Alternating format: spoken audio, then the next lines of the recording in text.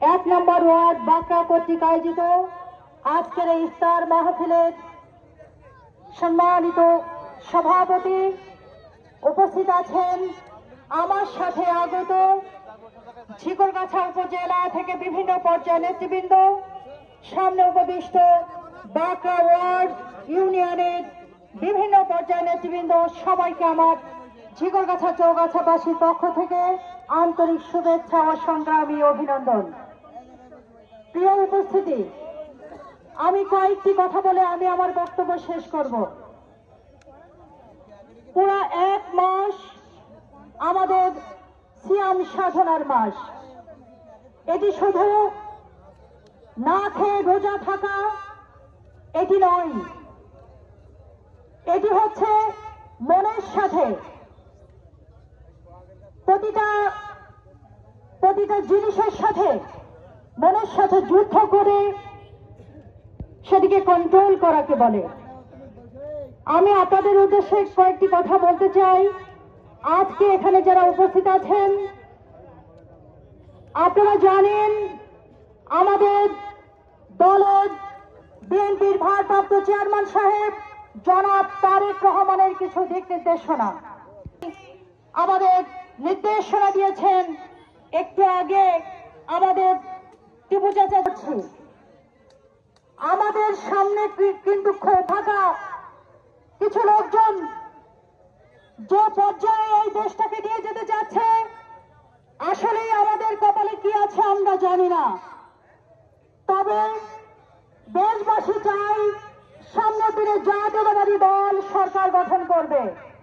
সেই লক্ষ্যে আপনারা আমাদের ভারপ্রাপ্ত চেয়ারম্যান সাহেব যদি নির্দেশনা দিয়েছেন, কোন টাকার, কোন শালীর বিচার, কোন জমি জায়গার বিচার, কোন চাঁদাবাজি, দরবার কোনো কিছু নিয়ে কারোর মাথা ঘামানো যাবে না।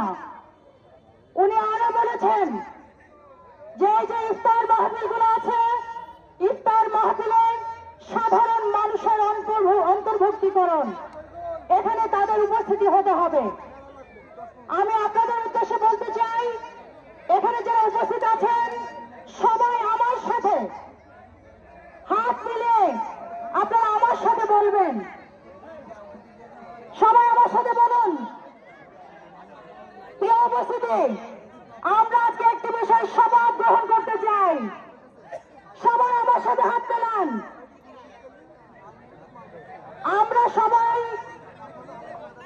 আজকে প্রতিজ্ঞাবদ্ধ হচ্ছি যে এই বাঁকড়া ইউনিয়নে আমরা আর কখনোই কোন চাঁদাবাজি, কোন সন্ত্রাসী কর্মকাণ্ড, মাঝখানে থেকে যদি কোন আওয়ামী লীগের দোষরা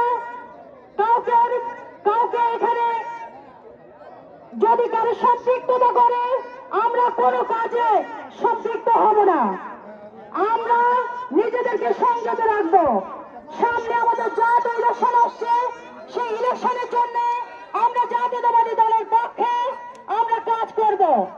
আমরা শপথ গ্রহণ করছি যে আমরা কোন রকম ঝঞ্ঝাট ঝামেলার মধ্যে জড়াবো না। আমরা সততা এবং নিষ্ঠার সাথে দল পরিচালনা করব। আমি আর বেশি কিছু বলতে চাই না। সবাইকে আমার ঝিকরগাছা চৌগাছাবাসীর পক্ষ থেকে আবারও শুভেচ্ছা ও ধন্যবাদ জানিয়ে আমি আমার সংক্ষিপ্ত বক্তব্য শেষ করছি। খোদা হাফেজ। বাংলাদেশ জিন্দাবাদ।